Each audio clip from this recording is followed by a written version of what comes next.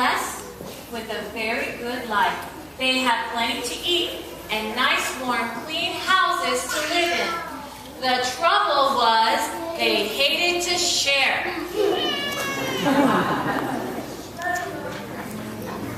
One villager named Sydney stood up and said, "See those two travelers headed our way?" See those two travelers heading our way?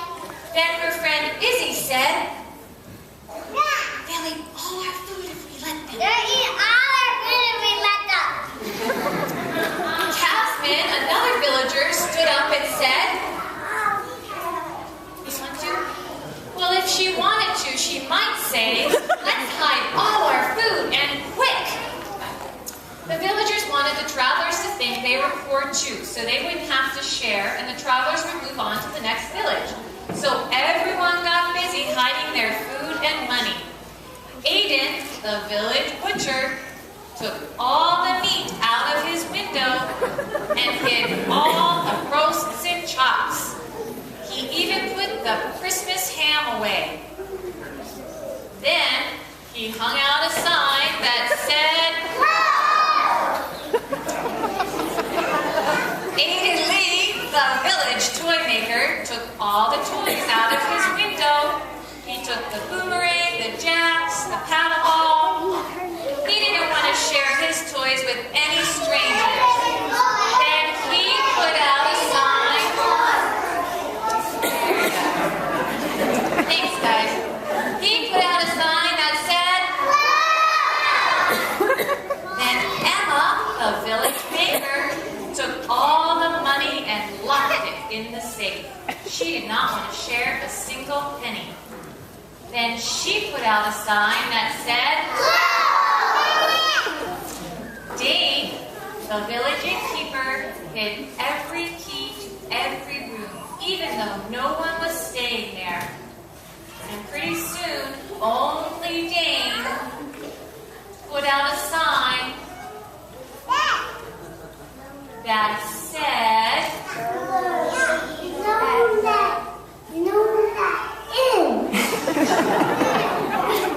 The village farmers and their wives quickly stood up and picked up all the carrots and cabbages in their fields, and they hid them in their dry cellars. They had to pick onions and tomatoes, green peppers and mushrooms, and lots of potatoes.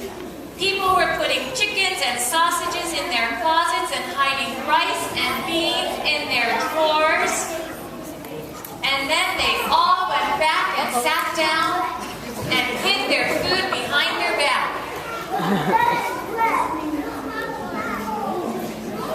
It wasn't long before every scrap of food was out of sight. Our travelers reached the village gates with high hopes.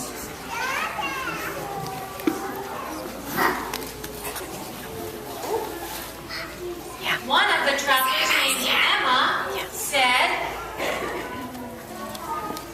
Those are really fine houses. And Ashlyn said, Let's hurry, I'm starving. So they went to the first house they saw. It was the village inn. As soon as they carefully walked up the steps and they knocked on the door,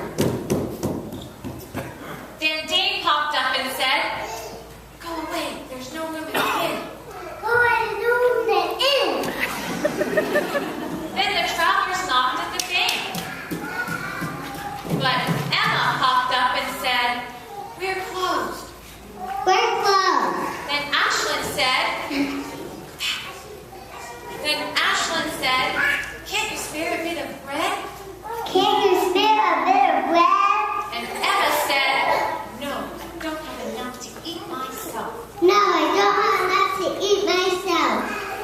The travelers went to every house in the village, and the same thing happened over and over again. When they knocked at the toy store, Aiden Lee popped up, shook his head, and said, Closed. They even tried the butcher shop, but Aiden was very firm and he said,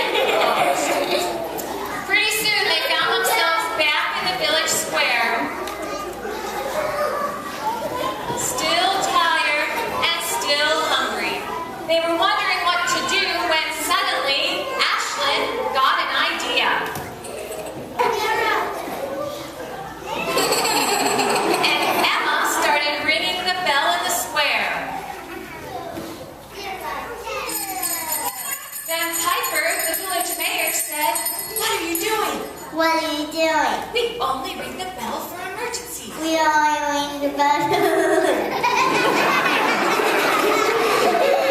Then Emma said, this is an emergency. This is an emergency. And Ashley said, this would be a perfect time to make stone soup. This would be a perfect time to make stone soup. Then all the villagers together said, 1, 2, 3.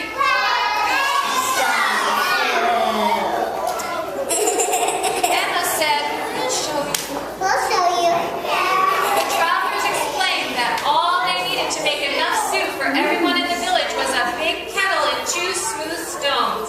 Alicia was a bit skeptical, but curiosity got the better of her, and she went and found a great big pot to Tyler, put some sit. water in. Tyler, bring it. Then Felice and Lily went to look for 2 smooth stones. But neither can anyone that's taping. Okay. And when they found some, they took them to the This travelers. person has to help. Please And don't stand in front of everyone people. was They're taking pictures of surprised their when the kids. Sit. travelers put them gently into the pot. They placed it over the fire and sat down to wait for it to boil.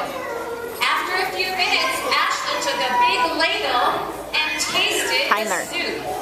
She said, this is This is good. Then Piper said, let me taste. Let's see it. But before she could get a taste, the travelers explained that even though the soup was good now, it would be even better with salt and pepper. So Maddox and Bella went to get some salt and pepper. As soon as they found it, they put 2 shakes into the pot and then went back to sit down.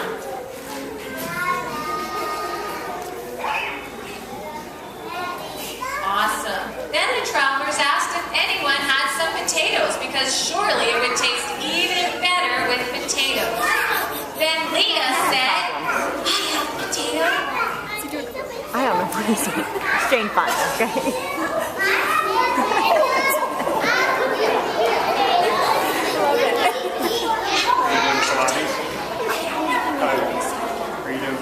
Then Leah said, I have a potato.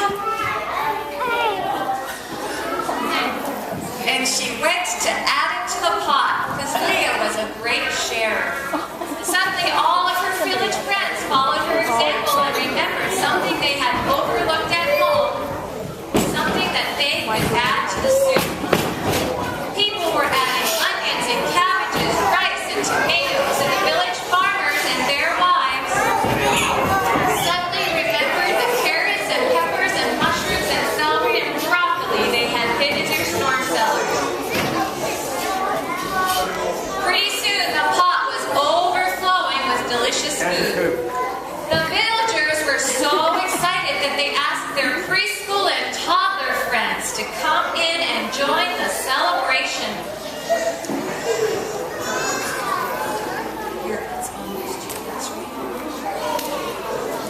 The preschool and toddler friends had to travel for a very long time, but they were so excited and happy Marsh, to join the You celebration. probably got enough. Stand up. Then the kindergarten friends went and stood in the middle on the floor. Then everyone looked at Miss Chris Go get Sarah. and said, let's sing a jam song. Go get Sarah. Are you ready? 1, 2, 3.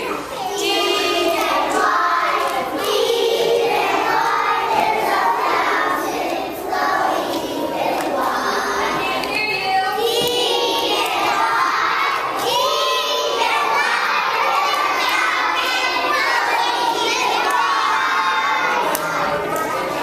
Everybody sat down.